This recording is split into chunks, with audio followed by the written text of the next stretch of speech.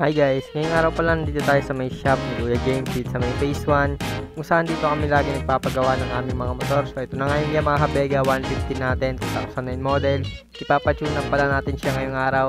Meron din ditong Suzuki Smash na magpapachange oil. Ayan, sabay natin siya guys. Tapos ito pala yung banner nila guys dito sa may taas para makita nyo agad. Ayan na nga yung Yamaha Vega natin, nakapwesto na siya guys. Ito lang siya located sa may terminal nila papa ng tricycle. Ayan guys, dito sa may habitat banda sa may dulo. Alright. So kaya pala tayo magpapatune up ngayong araw guys kasi maingay na yung sa may bandang head niya and then mahina na yung hatak niya, medyo lumalakas sa gas.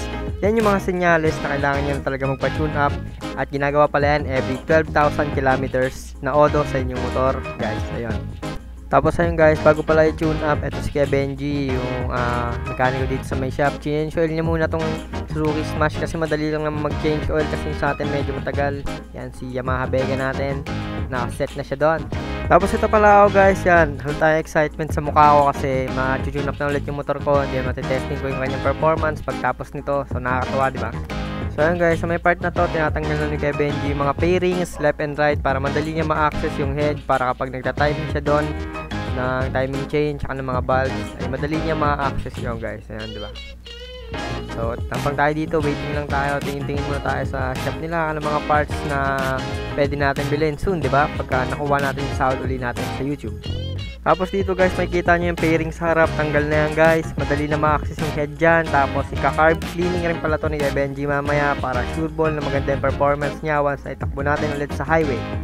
So ayun guys, dito sa may part na to naman nakikita nyo kinakalas ni Kuya Benji dyan yung carburetor niya kasi carb type pa tong Yamaha Vega 150 natin since 2000 model nga siya, 2009 model. Yan, at lilinisin niya yan gamit yung gas din. Pwede rin panlinis yung gas kung wala kayong pambili ng carb cleaner o yung matatawag na degreaser guys. Yan, kanakalas lang niya dyan, then i-start niya rin na linisin na yan mamaya maya lang.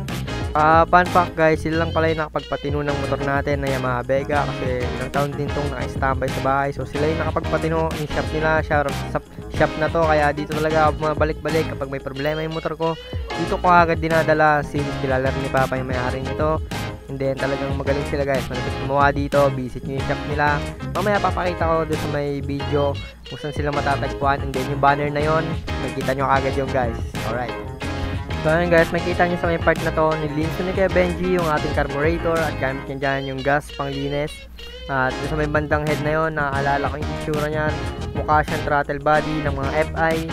So ganyan, parang kamukha rin siya pagka carb type pala, no? So comment nyo naman sa baba kung gano'n ba talaga yung itsura, magkaparehas ba or talagang magkaiba sila.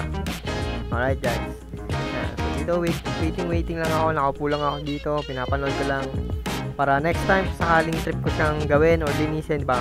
Matututo rin ako, may idea ako. Then iba-vlog din natin yung guys kung sakaling gagawin natin yun, diba? Alright. Tapos dito sa may part na to guys, ayan, binabalik na ni Kuya Benji yung mga pyesa. And then tinatiming niya na yung mga dito sa may timing chain para bumalik siya sa dating andar or gumanda ulit yung takbo niya.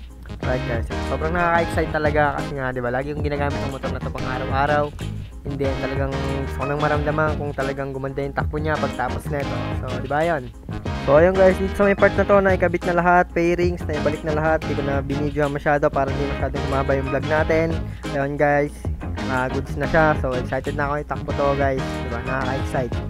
So and thank you po ulit sa maayos na gawa dito. So napakagaling na gawa ni Kuya James and sa mga mekaniko niya dito. Visit niyo yung shop nila guys.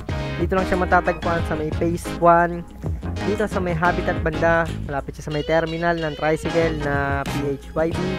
Alright guys, thank you so much, drive safe, ingat palagi. Dito ko natatapusin yung vlog natin. Kita-kits tayo next vlog. Alright, like, share, subscribe. It's your boy Peter Paul, signing out.